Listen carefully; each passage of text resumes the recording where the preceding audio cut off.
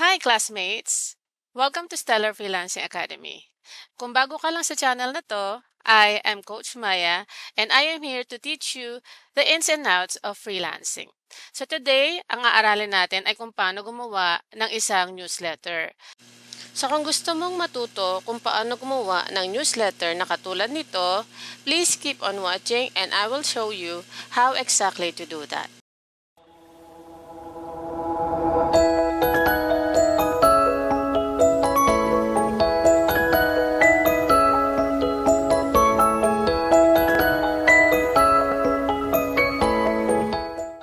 So, firstly, kailangan natin gumawa ng account sa MailChimp.com. So, kung wala ka pang account, punta ka lang sa MailChimp.com and then click sign up. So, pagka meron ka ng account sa MailChimp.com, makikita mo itong screen na ito. So, in this screen, you will see different options. So, dito yung create. Lahat ng newsletters na nagawa mo in the past. So, nandito yun sa all campaigns. And then, pwede rin tayong gumawa ng automated emails dito sa automations. And then, dito natin makikita kung ilan na yung audience natin or yung recipients natin ng ating mga emails. So, dito yun sa audience. And then, sa analytics, of course, dyan yung mga insights ng mga nagawa natin na newsletters in the past. Kaso dahil bago pa lang yung account natin, wala pa tayong insights for our analytics. Okay? Tapos, dito sa website, dito naman yung pwede nating integrate yung ating WordPress site or other website natin sa iba't ibang CMS or content management systems. And then dito yung content, pwede kang gumawa ng templates for your newsletters. So, gumagawa tayo ng templates para in the future, pagka gusto natin gamitin yung same design, magagamit natin siya para sa ating mga upcoming na newsletters. Okay? And then dito sa integrations, may mga different apps dito na available na pwede nating i-integrate sa ating MailChimp account, including Canva, Zapier, WooCommerce, Shopify, and marami pang iba. So, explore nyo lang to guys para malaman nyo yung mga different apps na pwede nating i-integrate sa ating MailChimp account. Okay? So, for now, ang gagawin muna natin ay gumawa ng newsletter design. So, para magawa natin yan, click lang natin itong create button. And then, ang pipiliin natin dito ay design email. Once makita na natin itong page na ito, pwede nating i-edit yung name. Itong name na ito ay para lang sa ating personal reference. So, pangalanan natin to depending dun sa preference natin na madali nating madidistinguish yung particular newsletter na yon. So, for example, lalagay lang natin dito newsletter sample. Tapos, lagay natin yung month and year para alam natin kung kailan siya nagawa. So, June 2024. And then, click Save. And then dito, dahil marami na tayong recipients, kaya meron siyang error na ganyan. Pero sa inyo, since wala pa kayong subscribers or recipients, hindi nyo makikita itong error na ito. Kasi pagka meron kang less than 500 contacts, pwede ka pa rin maka-send ng newsletter for free. So, ignore lang muna natin itong error na to for now. And then yung edit from, usually yan naka-default yan kung ano yung email address na ginamit mo sa pag-sign up dito sa MailChimp. So, wala pa tayong gagalawin dyan for now. And then sa subject, gagawa lang tayo dyan ng kahit ano. But for this one, gagawa tayo ng newsletter para sa ating topic for today which is yung pag-promote ng ating VA service. So, this one is for promoting your VA services. Isipin na lang natin yung ating recipient ay mga target clients natin. So, ang ilalagay natin dyan ay lessen your workload today. Hire a professional VA for an affordable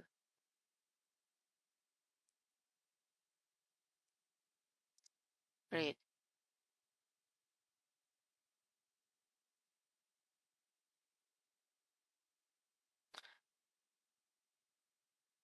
So, pwede nating ilagay dito para super specific.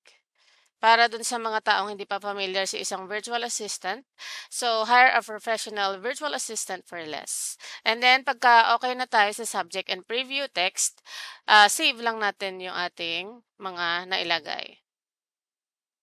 And then, sa send time, usually ang pinipili ko dyan send now. Pero, kung gusto natin siyang i-schedule during a specific time, pwede naman din. Kiklik mo lang ito schedule time and then choose ka dito ng delivery date.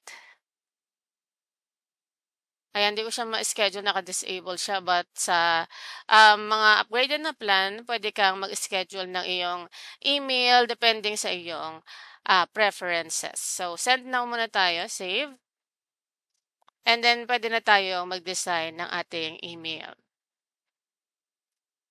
So, here, marami tayong templates na pwedeng pagpilian. Meron ng mga content. Meron naman yung mga placeholders lang katulad nito na wala pang image pero pwede mo nang i-drag agad-agad yung mga images na gusto mo doon sa mga placeholder na nilagay ni MailChimp. Pero pwede ka rin mamili dito kung meron kang nagustuhan dito na sample na very compatible sa type of email na gusto mong gawin, pwede naman. Pwede ka rin mamili dito ng purpose kung ano yung purpose mo sa paggawa ng newsletter. So, for example, ang purpose mo ay mag-announce ng iyong services. Pwede mo i-click itong announce. And then, lilitaw dito yung mga relevant na templates doon sa iyong topic na napili. But for now, para matuto talaga tayo na mag-start or mag-design ng newsletter, ang pipiliin natin ay start from scratch. And dito makikita natin yung blank lang na newsletter. Ito yung ating starting point. So here, nakalagay na yung ating logo and then meron tayo ditong image placeholder. But ako usually ang ginagawa ko dito ay maliit lang yung logo para hindi siya masyadong distracting. Kasi ang gusto nating emphasize dyan ay yung name ng ating VA service. So for example, ito yung aking logo and then ang name ng aking VA service ay kukuha muna tayo dito ng heading. By the way guys, explain ko lang sa inyo yung mga elements dito. So ang elements dito ay ito, heading, para yan sa mga titles natin or yung mga big letters na gusto nating i-highlight dito sa ating newsletter. And then yung paragraph, self-explanatory lang yan. Yan yung body text natin. And then yung button, syempre kung gusto natin maglagay ng buttons or call to action sa ating newsletter, ay ito yung pipiliin natin. Ang divider ay isang manipis lang na line na pwede natin gamitin na pang-divide sa mga sections natin dito sa newsletter para magkaroon sila ng distinction for each section. And then spacer, panglagay lang yan na additional space in between the elements here. And then sa image, ito yon yung placeholder niya. Pwede pong piliin kung anong alignment and then kung gusto mong full siya, nakastretch dito sa section, ay kiklik mo lang yung full. And then yung logo, ito yung sample niya. Ang creative assistant ay tutulungan ka nito mag-design. Bibigyan ka niya ng option sa layouts, sa text, and kung ano-ano pa na pwede niyang maitulong sa iyo. So, try nyo lang yan. Pwede nyo siya i-drag dito sa gitna and it will give you a few suggestions na bagay sa inyong design. And then, ito naman sa video, of course, yan yung ating video placeholder. Pag dinrag mo siya dito sa gitna, ay pwede ka na mag-embed ng video. And then, ito namang social. Pwede kang click nito, pwede mo siyang gamitin for adding social media icons dito sa footer or anywhere sa iyong newsletter. And then kung gusto mo mag-add ng survey, ito lang yung i-click mo na element. And then kung marunong kang mag-code ng HTML, pwede kang mag-code dito, idadrag mo lang itong element na ito and then you can add your HTML codes na. And then, katulad dun sa integration, ito rin yung pwede nyong piliin kung gusto nyo mag-integrate ng apps dito sa inyong newsletter. And then, kung nakakonect ang inyong MailChimp sa inyong WooCommerce store or kahit saan man na e-commerce store, ay pwede nyong i-drag itong product tsaka product recommendation para i-pull up yung mga products na nakalist dun sa website ninyo. Okay? So, na-start na tayo sa pag-add ng ating heading. Halimbawa, ang gagamitin natin pangalan ng VA service ay Maya's VA Services. Tapos, lalagyan natin siya ng divider para magkaroon siya ng division from the header, itong magiging image natin dito. So ako, ang usual na ginagawa kong color sa line ay yung super light lang na gray para hindi siya masyadong overwhelming sa mata. So, this is it. Try natin i-zero ito. Gusto ko kasi siyang humaba pa yung line. Ayan. So, para ano siya, from left to right, kumpleto yung ating line. Okay? And then dito, pwede na tayo mag-add ng ating image. So, for example, I believe meron na ako ditong image na napili. So, this one ang gagamitin natin. Halimbawa, parang stressed out na client. Kasi yun yung ating topic for now. So, insert. Ayan. So, try natin siyang i-stretch sa buong section na to. And then, ayan, meron na tayong image. After ng image, kailangan natin ng ating heading. So, maglalagay tayo ng heading dito. So, before recording this video, gumawa na ako ng newsletter content. So, ika-copy-paste ko na lang yung aking nagawa na content. So, ang lalagay natin na heading ay Maximize Productivity, Partner with a Professional VA Today. Paste lang natin yan. By the way, kung gusto nyo palitan yung kulay nito ng font nyo, pwede nyo i-click itong A na ito. And then, pili lang kayo ng color na gusto ninyo. Pwede kayo mag-add dito kung anong hex code. Kailangan alam nyo yung hex code ng color na gusto ninyo para mapili nyo yung exact color na gusto nyong ipalit dito sa black. Okay? And then, pwede nyo rin palitan yung font. Pili kayo dito. Kaya lang limited lang yung choices dyan. So, kung ano lang nandyan, yun lang yung pwede natin piliin. And then, pwede nyo palitan yung font size dito. But for now, para sa akin, okay na yung font style and font size. So, move on na tayo sa ating body of the newsletter. So, ikakopy ko lang yung body text ko dito. And then, paste. So, try natin siyang i-left align dito. And then, i-include na natin dito yung mga services. So, kung gusto natin na magkaroon naman ng different style yung ating email, ay pwede natin gamitin yung layouts dito. So, dito kung makikita nyo sa layouts, pwede kayong mag-add ng 2 columns.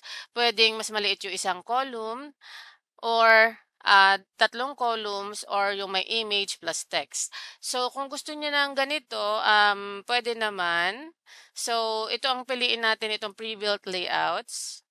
Tapos, pili tayo dito kung anong exact na format ang gusto nating gawin. So, gawin natin itong dalawa na since gagawin nating dalawahan yan.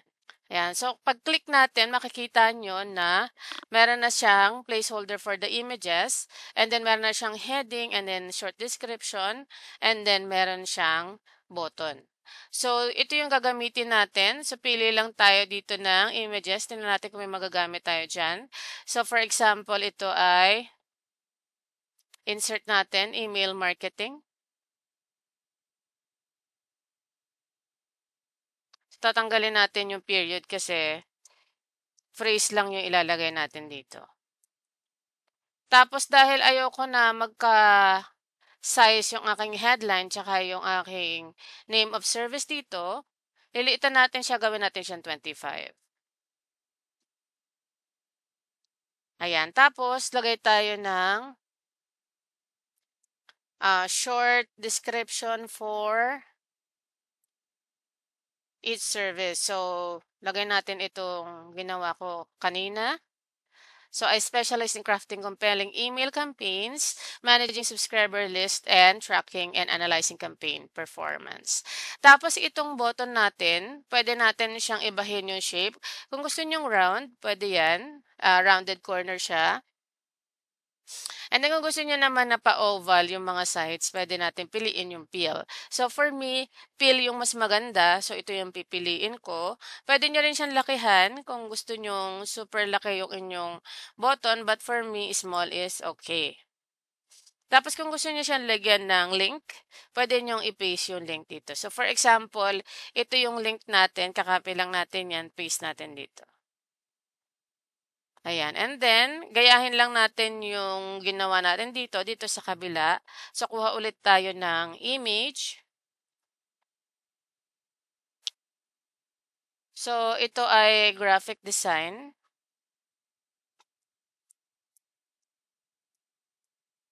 Gawin ulit natin siyang 25. Lagyan ulit natin siya ng short description. And then, gawin nating fill ulit yung ating button. So, each time na maglalagay tayo ng button, wag natin kakalimutan yung link natin kasi magiging empty yung ating button pag wala tayong nilagay na link. So, parang baliwala din pagla natin ng button kung wala tayong link. Okay? So, ayan. Pwede natin siyang i-repeat. Add pa tayo ng isa pang set ng services. So, kung gusto nyong i-duplicate yung existing section na nagawa nyo na, click lang natin itong dalawang square na ito and then mag-duplicate na yung block na yon. Para makuha na niya yung design na sinet natin earlier, ayan, dinuplicate na lang natin and then pipili pa tayo dyan ng panibagong image. Lagay lang natin dito website management. Last natin ay social media management. Ayan, pagkatapos ng ating services, ang lalagay naman natin ay benefits of hiring us. So, ang lalagay natin dyan, why choose me? Heading muna tayo. And then, lagay natin yung why choose me. And then, pwede tayo maglagay dito ng bullets para simple lang yung ating newsletter. And then, paste natin yung aking content na ginawa earlier. Huwag natin siyang i-center kasi nagiging ganito yung alignment niya. So, gawin natin siyang left-aligned. And then, i-remove lang natin yung extra spaces dito.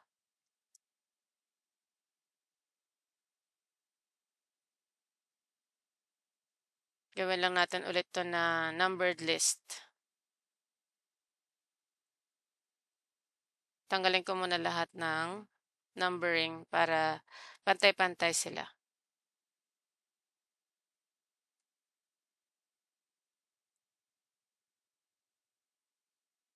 Ayan. So, pwede na nating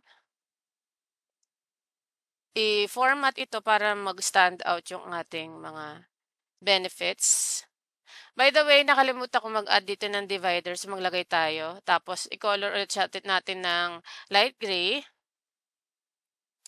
And then, after ng why choose me, lagay na tayo ng call to action. So, divider ulit. Or, i-duplicate na lang natin ito.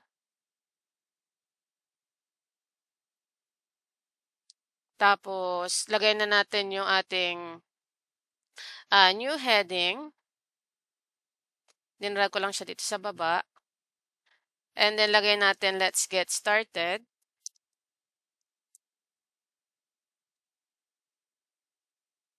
And then, lagay na tayo ng call to action statement natin para mag-add muna tayo ng paragraph. Then, paste. And then, left align. And then, lagay na natin yung button natin. Lagay ulit tayo ng isa pang button. And then, itatype natin dito, book a discovery call. So, don't forget din guys na mag-add dito ng link. Pero for now, wala muna tayong lalagay na link dyan kasi this is for demonstration lang naman. But, i-design ulit natin yan na field para consistent lahat ng buttons natin. And then, this is the part na mag-add na tayo ng footer. So, add ulit tayo ng divider para malaman ng mga nagbabasa na this is the end of our newsletter. And then, add ulit tayo ng ating logo dito sa baba. Ayan, tapos i-resize lang natin yan para lumiit siya. And then, pwede na tayo mag-add ng ating social media icons sa baba. Tapos, ang kulay natin pipiliin ay dark na lang kasi light yung background natin. Ganito yung gusto kong style ng social icon. So, ganyan yung pinili natin. By the way, pwede mo siyang dagdagan or bawasan ng spacing. But yung kanina is fine na with me. So, undo lang natin siya. And then, palitan natin yung design. Pwede nyo siyang liitan. By the way, guys, itong part na to ay default ni MailChimp. So, add lang tayo dito ng background para pare-pareha siya. And then, pwede kayo mag-add dito ng address line. Tapos, andito na yung mga default parts ni MailChimp. Okay, so, para makita natin kung ano ang final product ng nagawa nating design, pwede nating i-click yung preview.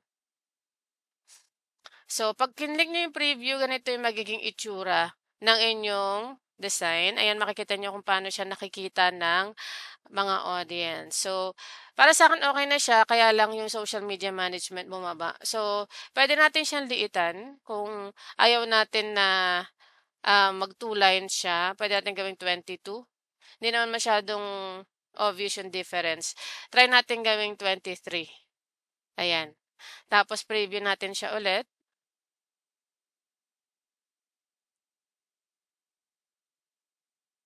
Ayan, so parehas na sila na naka-align sa isang line lang, okay? Tapos ayan, ganyan na siya.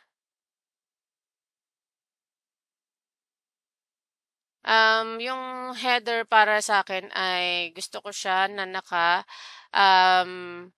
dikit dito sa mismong line or tanggalin na lang natin tong divider para siya na yung magiging divider nitong area na ito. So, delete na lang natin tong si divider. Tapos, ganyan na lang siya. Ito na yung header natin, tapos nakaseparate siya with using our image. And then we are done sa ating newsletter design. And double check lang natin kung tama yung mga content natin. Tuwing maggagawa kayo ng newsletter for a client, don't forget to always double check your design, especially yung mga grammar and spelling dito. And then, i-click natin yung ating mga button kung meron siyang mga links. Kasi pagka nagkamali tayo dyan ay posibleng ma-send natin to sa mga recipient natin and ayaw naman natin na maling newsletter yung ma-send natin sa ating mga recipients. And then kung gusto niyo makita yung email ninyo, kung ano itsura niya kapag na-send na sa email, pwede niyo gamitin itong feature na ito, yung send test. Ayun, pwede niyo i-send to sa sarili ninyo. Lagay niyo lang yung email address niyo. So, for example, maya at stellarfreelancingacademy.com. And then send test niyo lang siya. So, ayun, dito sa akin hindi siya allowed, kaya skip na natin yan. But for you, I think mag-work naman itong feature na ito. But for me, gusto na niya kasi ako mag-upgrade. So, hindi mo na tayo mag-upgrade dyan. So, cancel lang natin yan and we are done with our newsletter design. So, pag done na kayo, pwede nyo i-click yung save and exit. And then, kung ito ay ginawa nyo for a client, pwede nyo nang i-send yung email ninyo sa inyong mga recipients. So, pagka naka-upgrade kayo ng plan or less than 500 yung contacts nyo, naka-enable itong send. For me, naka-disable siya. So, that's it for our tutorial today. I hope na may natutunan kayo. or natuto kayo na gumawa ng newsletter using MailChimp. By the way guys, isa ito sa mga valuable skill ng isang VA. Maraming gumagamit ng MailChimp ngayon ng client. So kung matututunan nyo itong skill na ito, mas magkakaroon kayo ng chance of getting hired. So ayun guys, as always, thank you for watching our tutorial and I hope to see you on the next one. Happy freelancing!